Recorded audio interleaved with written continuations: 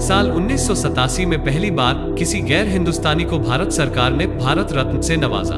भारत का सर्वोच्च नागरिक सम्मान हासिल करने वाले यह शख्स थे खान अब्दुल गफ्फार खान, जिन्हें बच्चा खान के नाम से भी जाना जाता है। बच्चा खान पाकिस्तानी नागरिक थे, लेकिन फिर भी उन्हें भारत रत्न दिया गया।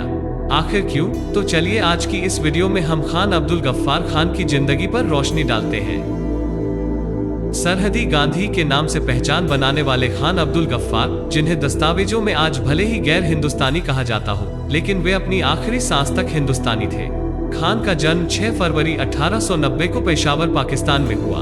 पठानों के खानदान से ताल्लुक रखने वाले खान ने आज़ादी का महत्व और अपने वतन पर जान तक कुर्बान करने का जज्बा अपने दादा परदादाओं से पाया था। उनकी शिक्षा भले ही एक मिशनरी स्कूल में हुई हो, लेकिन देशभक्ति की भावना उनके दिल में पूरी थी।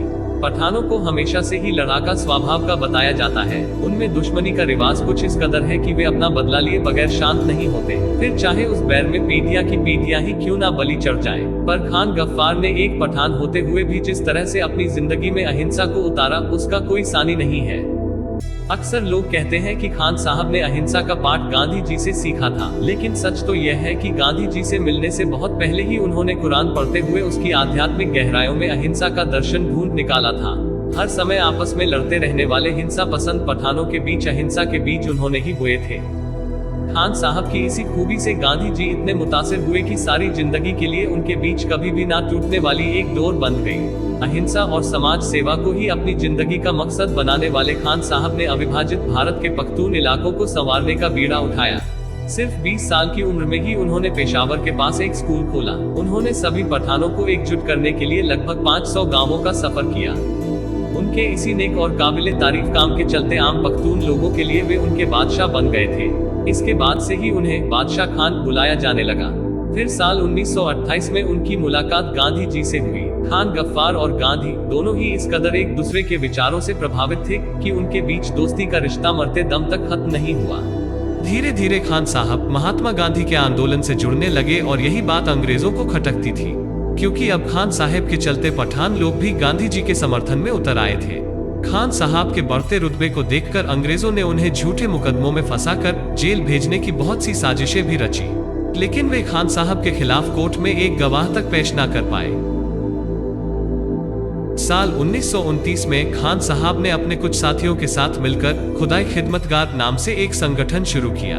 इस संगठन का मतलब था खुदा की बनाई इस दुनिया का सेवक। इस संगठन से जुड़ने वाले सभी लोग अहिंसात्मक रूप से हिंदुस्तान की आजादी और इत्तेहाद के लिए जद्दोजहद करते थे। कहते हैं कि अंग्रेजों को जितना डर हिंसात्मक आंदोलनों का नहीं था, उससे ज्यादा वे बादशाह खान के इस अहिंसात्मक संगठन से डरते थे।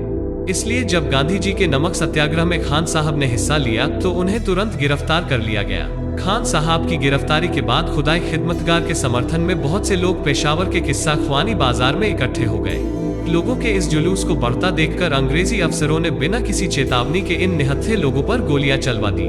इस नरसंहार में लगभग 250 बेगुनाह लोगों की जान गई, पर फिर भी इन खुदा के बंदों ने अपने हथियार न उठाने के उसूल को नहीं तोड़ा। बताया जाता है कि चंद्र सिंह गढ़वाली की क़ियादत में उस समय गढ़वाल राइफल्स रेजिमेंट की पलटन भी वहां मौजूद थी, लेकिन उन्होंने अंग्रेजों के इस हुक्म को मानने से इनकार कर दिया, जिसके चलते बाद में पूरी पलटन पर कानूनी कार्यवाही हुई। बाद में खान साहब ने कहा कि ब्रिटिश सरकार को हिंसात्मक पख्तून से ज्यादा डर अहिंसात्मक पख्तून से है। उन्होंने जो भी अत्याचार हम पर किए, उसके पीछे सिर्फ एक ही वजह थी कि वे हमें उकसा सके और हम अपने उसूल भूलकर हिंसा करें। लेकिन अंग्रेजों का यह मंसूबा कभी कामयाब नहीं हुआ और अपनी शख्सियत के दम पर बादशाह खान ने पूरे सीमा प्रांतीय पख्तूनों को उनके खिलाफ खड़ा कर दिया, और शायद इसीलिए लोग खान साहब को सीमांत गांधी या सरहदी गांधी कहने लगे।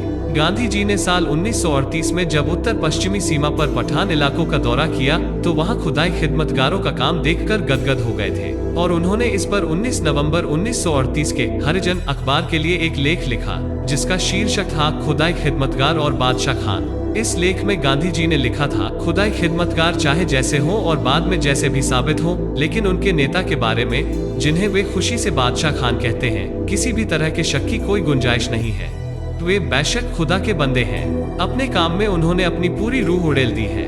परिणाम क्या होगा इसकी उन्हें कोई चिंता नहीं। बस इतना उन्होंने समझ लिया है कि अहिंसा को पूर्ण रूप से स्वीकार किए बिना पठानों की आजादी नहीं है। लेकिन फिर भी ब्रिटिश सरकार को हमेशा ही खान अब्दुल गफ्फार के इरादों पर शक रहता था। ऐसे में साल 1939 में म्यूरियल लेस्टर नाम की एक ब्रिटिश शांतिवादी ने इन सीमा प्रांतों का दौरा किया।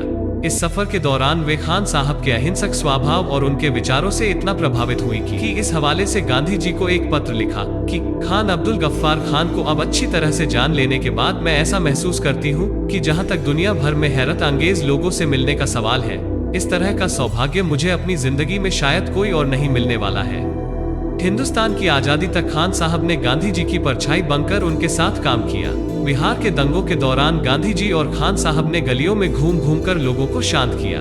12 मार्च 1947 को पटना में एक सभा में गांधी ने खान साहब की ओर इशारा करते हुए कहा, बादशाह खान मेरे पीछे बैठे हैं। वे तबीयत से फकीर हैं, लेकिन लोग इन्हें मोहब्बत से बादशाह कहते हैं, क्योंकि वे सरहद के लोगों के दिलों पर अपनी मोहब्बत से हुकूमत करते हैं। आजादी के बाद बादशाह खान बिल्कुल भी बंटवारे के पक्ष में नहीं थे, लेकिन फिर भी बंटवारा हुआ और पख्तूनों को पाकिस्तान का हिस्सा बनना पड़ा। मुल्क भले ही नया था, पर खान साहब ने जुल्म के खिलाफ अपनी आवाज हमेशा बुलंद रखी। कई बार स्वतंत्र पाकिस्तान में भी उन्हें गिरफ्तार किया गया, क्योंकि वे यहाँ भी दबे हुए लोगों के मसीहा बने रहे। साल 1970 में खान साहब हिंदुस्तान आए और पूरे मुल्क में घूमे। इसके बाद वे 1985 के कांग्रेस शताब्दी समारोह में भी शामिल हुए। साल 1988 में 20 जनवरी को पाकिस्तान में उन्होंने अपनी आखिरी सांस ली। उस वक्त भी पाकिस्तानी सरकार ने उन्हें नजरबंदी में रखा हुआ था। दोस्तों, आज जब हर तरफ हिंसा और तनाव का माहौल है, तो बादशाह खान जैसे लोगों को याद करना बेहद जरूरी है, क्योंकि कहीं ना कहीं हम उनकी अमानत को बचाकर ही अपना आज और आने वाला कल शांति में जी सकते हैं।